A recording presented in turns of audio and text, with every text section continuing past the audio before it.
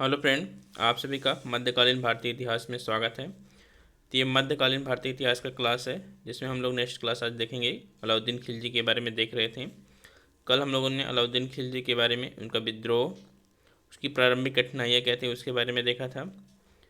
आज अलाउद्दीन खिलजी की राजस्व व्यवस्था, लगान व्यवस्था, सैनिक व्यवस्था, बाजार व्यवस्था के बारे में देखेंगे।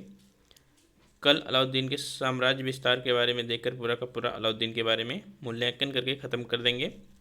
तो वीडियो को पहली बार देख रहे हैं तो प्लीज़ चैनल को सब्सक्राइब कर लीजिएगा।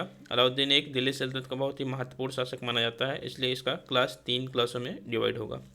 तो चलिए दिखते हैं राजस्व और लगान व्यवस्था अलाउद्दीन खिलजी की क्या थी, तो उसके बारे में देखते हैं एक एक करके। तो इसके लिए जो अलाउद्दीन खिलजी ने विभाग बनाया था उसको कहा जाता है दीवान ए मुश्त खराज। याद रखिएगा, नाम पूछा जा सकता है और पूछा जाता भी है कि दीवान ए मुश्त खराज नामक विभाग किसने प्रारंभ किया था। जैसे आपको आरिज, दीवान ए आरिज नामक विभाग स्टार्ट किया था, सैन्य विभाग किया था किसने? बलबन ने। तो इसी तरह से अलग अलग दीवान रियासत, साहने मंडी, तो ये मिलान करने के लिए प्रीलिम्स में पूछा जाता है। तो याद रखिएगा, दीवान ए मुश्तखराज नामक सैन्य विभाग, जो राजस्व विभाग था, वो स्टार्ट किया था अलाउद्दीन खिलजी ने। अब ये राजस्व और लगान व्यवस्था को स्टार्ट करने का उसका उद्देश्य क्या था, तो उसके बारे में देखते हैं। तो उसका जो पूर्ण उद्देश्य था वो था एक शक्तिशाली और निरंकुश राज्य की स्थापना करना। शक्तिशाली और निरंकुश राज्य की स्थापना करना था, साथ में साथ साम्राज्य विस्तार की लालसा थी, क्योंकि उसने साम्राज्य विस्तार बहुत अच्छे से किया, और साथ साथ मंगोल आक्रमण के से सुरक्षा। तो उसको मंगोल आक्रमण से यदि सुरक्षा करना था तो उसको एक बड़ी सेना रखने की ज़रूरत थी। अब बड़ी सेना रखने के लिए बड़ा राजस्व की ज़रूरत है, बहुत सारे धन की ज़रूरत है। तो उसके लिए इसने राजस्व और लगान व्यवस्था स्टार्ट किया। आपको बस समझना है, लिखना अपने शब्दों में है। हिंदुओं की शक्तियों को कम करना था, क्योंकि उसके समय जो विद्रोह हुआ करते थे, जैसे आपके चित्तौड़, रणथंभौर, राजपूत और आपके अवध, अलग अलग जगह के हिंदू जो शासक थे, बंगाल के, बिहार के, वो सब विद्रोह करते थे। तो उनको दबाने के लिए, उनकी शक्तियों को छीण करने के लिए, जब उन पर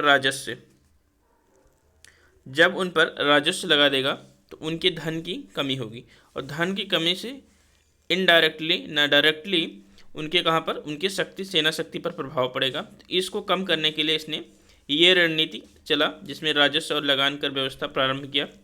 आगे देखते हैं उसने क्या क्या स्टार्ट किया। तो भूमि में 3 प्रकार के भूमि हुआ करते थे। एक होता था मिल्क, एक हुआ था वक्फ, एक हुआ था खालसा भूमि। तो जो खालसा भूमि हुआ करती थी उस पर राज्य का पूर्ण नियंत्रण होता था। डायरेक्ट सुल्तान का नियंत्रण उस पर होता था, पूरा का पूरा राजस्व सुल्तान के कोष में जाता था खालसा भूमि से। याद रखिएगा, बहुत ही इंपॉर्टेंट है। और इन सब जो भूमियाँ दिए गए थे संपत्ति के रूप में, इनाम के रूप में, पेंशन के रूप में सरदारों को, अलग अलग बड़े बड़े सरदारों को, वजीर को, किसानों को, वो सब छीन लिया किसने? अलाउद्दीन खिलजी ने। छीन कर क्या किया, तो देखते हैं। तो जो मिल्क हुआ करता था, जिसको कहा जाता था राज्य द्वारा प्रदत्त संपत्ति, इनाम और पेंशन, जो भूमि हुआ करती थी, इनके रूप में जो भूमि प्रदान की गई थी उसको मिल्क कहा जाता था। वक्फ किसको कहा जाता था? धर्म की सेवा, जैसे पंडित हो गए, सरदार हो गए, और कोई भी हो गया, तो धर्म की सेवा के आधार पर प्राप्त ये भूमि थी, इसको दिया जाता था। तो इसको भी छीना इसने, और इन सबको मिलाकर एक बड़ा और विस्तृत बना दिया। तो खालसा भूमि को और वृद्ध कर दिया, उसको क्या कहे, उसमें वृद्धि कर दिया खालसा भूमि, क्योंकि खालसा भूमि डायरेक्ट सुल्तान के नियंत्रण में होती थी। जो राजस्व इकट्ठा होता था वो डायरेक्ट सुल्तान के कोष में जाता था। तो इसलिए इसने खालसा भूमि में क्या किया? वृद्धि किया। आगे और कम का क्या कार्य किया इसके बारे में देखते हैं। तो जो खुद हुआ करते थे, जिसे जमींदार कहा जाता था, चौधरी और मुकद्दम। तो खुद, चौधरी और मुकद्दम, सॉरी यहाँ कट गया है, खुद, चौधरी और मुकद्दम, ये लोग जो हुआ करते थे ये कर वसूलते थे किससे? किसानों से। ये किसानों से क्या करते थे? किसानों से कर वसूला करते थे, और कुछ कर का भाग अपने पास रखते थे और कुछ सुल्तान के राजकोष में जाता था। तो जब अलाउद्दीन खिलजी ने देखा कि ये जो आपके ज़मींदार हैं, चौधरी हैं और मुकद्दम हैं, ये लोग क्या करते हैं? किसानों से अधिक मात्रा में कर वसूलते हैं। जैसे एक बिचौलिया होता है, बिचौलिया, उसी के अनुसार ये किसान और सुल्तान के बीच में जो जमींदार होते हैं, चौधरी होते हैं, ये बिचौलिए का काम करते हैं। तो ये किसानों से कर अधिक मात्रा में वसूलते थे और क्या करते थे, अपने पास रखते थे और कुछ राज्य के पास भेजा करते थे, लेकिन ये अपने पास ज़्यादा रखते थे। वर्णी ने कहा है कि इनके पास इतना धन हो गया था कि ये क्या करते थे, ठाट बाट से रहा करते थे, घोड़सवारी किया करते थे, अच्छे अच्छे वस्त्र पहना करते थे। तो ये अपने पास ज़्यादा धन रखते थे और सुल्तान के पास, राज्य के पास उससे कम धन लिया करते थे। और इन्हीं को ख़त्म करने के लिए अलाउद्दीन ने क्या किया, ये जो लगाया करते थे कर किस पे, खराज, जजिया कर, घरी कर, चराई कर, दुधारी पशुओं के, पर धन राज्य से प्राप्त करके उतना नहीं मिलता था। इसके कारण इसने क्या किया, इन सभी को क्या किया, इन कर को क्या किया, इनसे छीन लिया कि आप इस कर पे, इस कर का क्या कर सकते हैं, वसूली नहीं कर सकते हैं, डायरेक्ट अभी राज्य करेगा, आपका अधिकार खत्म हुआ। तो जमींदारों का इसने, अलाउद्दीन खिलजी ने अधिकार, वसूलने का अधिकार छीन लिया और इन पर भी कर लगा दिया उल्टा। ये तो पहले किसान को चूसते थे, किसान को, लेकिन अलाउद्दीन खिलजी ने कर लेने के अधिकार को छीन लिया इनसे, जमींदारों से, चौधरियों से और मुकद्दम से, और साथ में इन पर भी कर आरोपित कर दिया। तो याद रखिएगा, इंपॉर्टेंट है। अगला देखते हैं, अगला पॉइंट क्या है कर व्यवस्था में, लगान व्यवस्था में। तो भूमि की, सर्वप्रथम पहला सुल्तान यही है जिसने भूमि की पैमाइश की, यानी कि भूमि की नापतोल किया, कहाँ पर भूमि कैसे है, कहाँ पर ज़्यादा उपजाऊ है, कैसे क्या है, उस अनुसार इसने कर व्यवस्था को लगाया। तो भूमि की पैमाइश मतलब नाप कराकर लगान वसूल करना प्रारंभ किया अलाउद्दीन खिलजी। सारे पॉइंट आपको याद रखना है। और प्रत्येक उपज का वो 50% लेता था, प्रत्येक उपज का जितना भी पैदावार होता था किसानों का किन्हीं का भी, तो उनका 50% वो राज्य को देना पड़ता था, तो राज्य को लेते थे।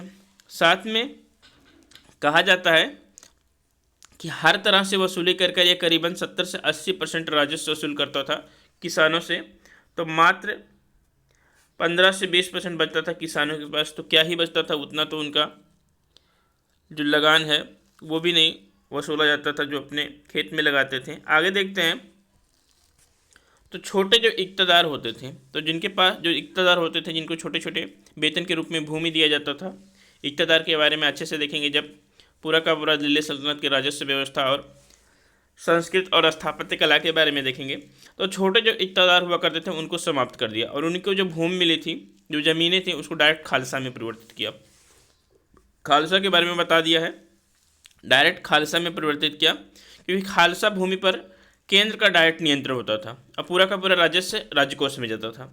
इसलिए क्या किया अलाउद्दीन ने, छोटे छोटे जो इक़्तिदार हुआ करते थे उनको समाप्त कर दिया, हटा दिया और पूरे के पूरे ज़मीन को खालसा भूमि में परिवर्तित कर दिया। ये बात याद रखिएगा, क्योंकि उसको बहुत ही ज़्यादा धन की ज़रूरत थी, क्योंकि उसको सेना बड़ी चाहिए थी, अनेक कठिनाइयाँ उसके सामने थी, मंगोल आक्रमण थे, हिंदू राजा शासक थे, राजपूत थे अलग अलग, तो उन सभी को समाप्त करके इस राज्य का विस्तार करना था। उसके लिए उसको धन की आवश्यकता थी, क्योंकि उसने धन पहले भी बहुत सारा धन लूटा था देवगिरी में, लेकिन उनमें से बहुत सारे धन को उसने दान में दे दिया। दान में क्यों दिया, क्योंकि जब कल ही बताया था अलाउद्दीन खिलजी ने जलालुद्दीन खिलजी का वध किया था, तो जनता, दिल्ली की जनता उससे बहुत घृणा करती थी, तो उन सभी को संतुष्ट करने के लिए बहुत सारे दान दक्षिणे दिए थे किसने, अलाउद्दीन खिलजी ने।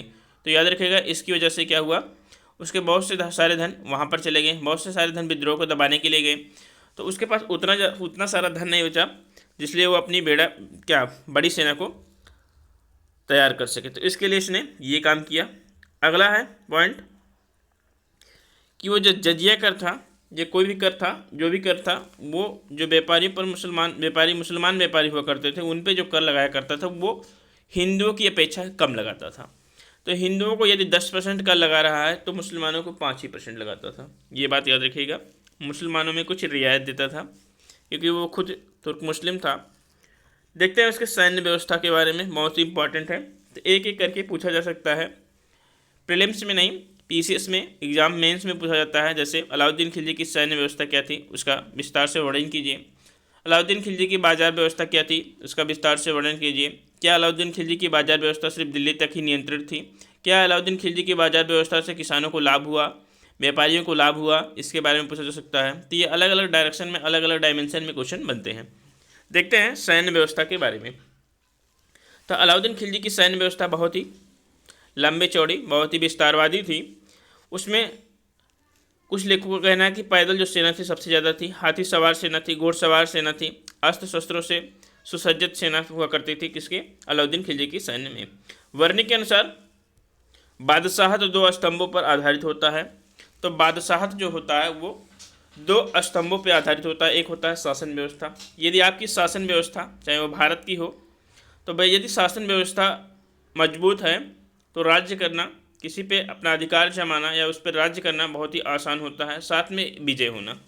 तो शासन व्यवस्था के साथ साथ विजय, किसी की विजय प्राप्त करना, उस पर अधिकार करना, ये दो होना बहुत ही महत्वपूर्ण है। वर्णी के अनुसार कहा गया है कि बादशाहत यदि आपको स्थापित करना है, और इन दोनों के लिए सेना पर निर्भर होना आवश्यक है। तो इन दोनों के लिए सेना होना चाहिए। अब सेना को रखने के लिए राजस्व की व्यवस्था होनी चाहिए, उनको वेतन चाहिए, उनको खान पान, अच्छी गुणवत्ता का खान पान चाहिए, तो इसके लिए पैसे की आवश्यकता होती है। तो ये सभी आप अपने अनुसार कनेक्ट कर सकते हैं। नेक्स्ट पॉइंट क्या है कि अलाउद्दीन ने केंद्र पर एक बड़ी अस्थायी सेना रखी और उसमें नगद वेतन देने का प्रारंभ किया। ये भी पूछा जाता है प्रीलिम्स में कि नगद वेतन देने का प्रारंभ किसने किया था, किसने नगद वेतन देना प्रारंभ किया था, तो अलाउद्दीन खिलजी ने किया था। अस्थायी सेना रखना भी अलाउद्दीन खिलजी ने प्रारंभ किया था। अनुभवी जो सेना नायक हुआ करते थे अलाउद्दीन खिलजी के, उनको कोतवाल कहते थे, और जो 10,000 से अधिक सैनिक टुकड़ियों को तुमन कहा जाता है। जैसे प्रीलिम्स में आया था, पीसीएस में नहीं, आईएएस प्रीलिम्स में आया था आमिल के बारे में, एक बार क्वेश्चन पूछा था आमिल। तो ऐसे कुछ भी जो टर्म होते हैं, छोटे छोटे पॉइंट होते हैं, उनसे क्वेश्चन पूछा जा सकता है। जैसे 10,000 सैनिक टुकड़ियों को क्या कहा जाता है, तुमन कहा जाता है, याद रखिएगा। सैनिकों की भर्ती के लिए जो सेना मंत्री होते हैं उनको क्या कहते थे, आरिज ए ममालिक, याद रखना इंपॉर्टेंट है, आरिज ए ममालिक। उनकी नियुक्तियां और पदोन्नति का जो अधिकार हुआ करता था वो सिर्फ सुल्तान के पास था। तो जो पदोन्नत करना है, किसी अधिकारी को पदोन्नत करना है, तो उसके लिए सुल्तान के पास ही उसका पूरा का पूरा पूर्ण अधिकार हुआ करता था। साथ में सैनिक में जो एक अस्पा होते थे, जिनके पास एक घोड़ा होता था, उनको एक अस्पा कहा जाता था, याद रखिएगा, उनको एक अस्पा कहा जाता था। और उनको प्रतिवर्ष वेतन कितना मिलता था, तो 334 टका।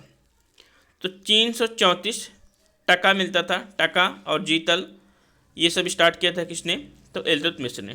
तो 334 टका मिलता था प्रतिवर्ष, जिसके पास एक अस्पा यानी कि एक घोड़ा हुआ करता था। जिनके पास 2 अस्पा हुआ करता था उनको कितना मिलता था वेतन, 378 टका वेतन मिलता था। तो ये सभी थे।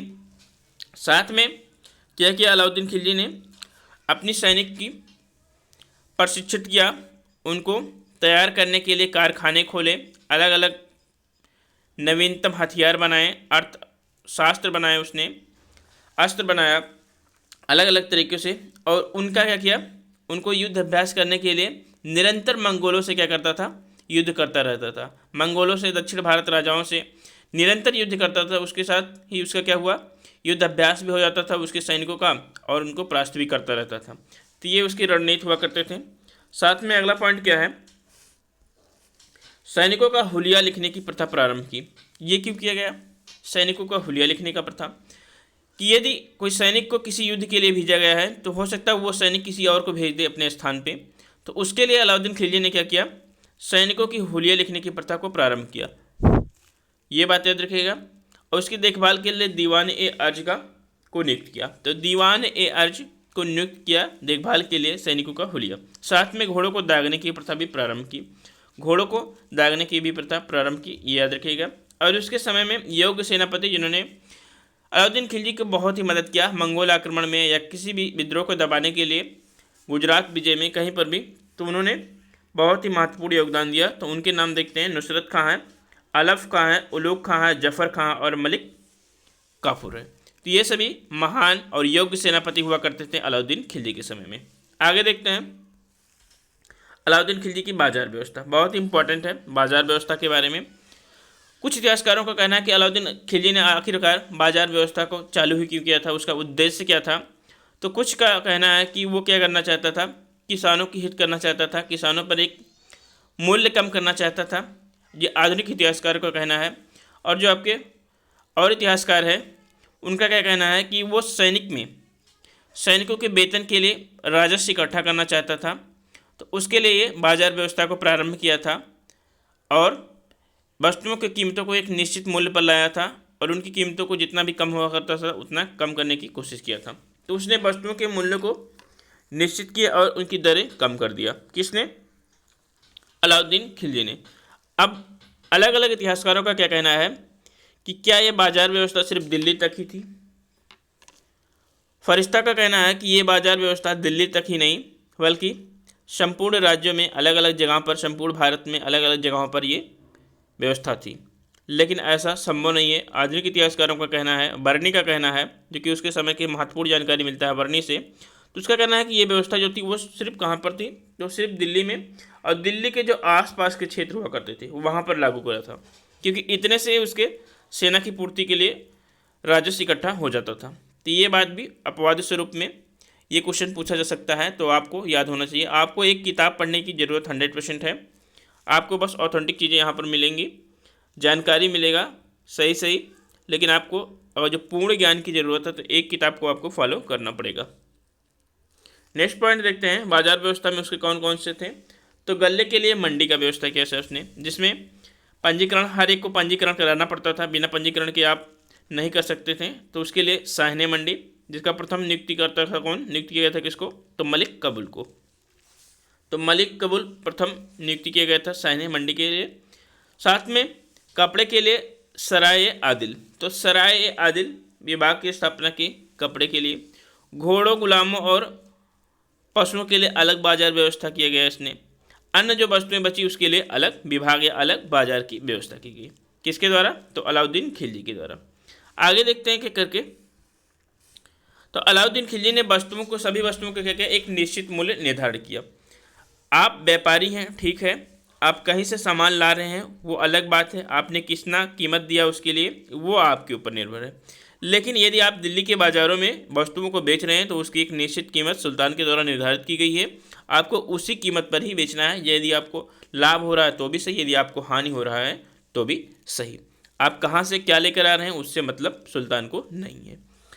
साथ में नापतोल में यदि गड़बड़ी पाया जाता है, कोई व्यक्ति नापतोल में कमी कर रहा है और यदि वो पकड़ा गया तो कहा गया था क्या, कि उसके शरीर से उतना ही मांस काट लिया जाता था, तो ये कहा गया। साथ में कोई भी व्यापारी या किसान कोई भी हो वस्तुओं का संग्रह नहीं कर सकता था। वस्तुएं चलन में रहनी चाहिए निरंतर, उसका संग्रह नहीं हो सकता था, ये भी व्यवस्था किया था। साथ में दीवाने रियासत, एक वाणिज्य मंत्री हुआ करता था दीवाने रियासत, जिसके पहले मंत्री थे मलिक याकूब, तो मलिक याकूब थे दीवाने रियाज के, तो वाणिज्य मंत्री थे।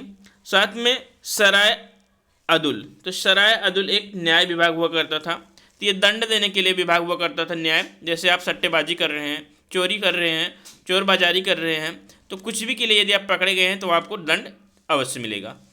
तो ये सारी व्यवस्थाएं लागू किया था किसने, तो अलाउद्दीन खिलजी ने। साथ में अन्य भी विभाग जैसे वरीदी मंडी हुआ, मुंशिबिया हुआ, मुंशियान हुआ।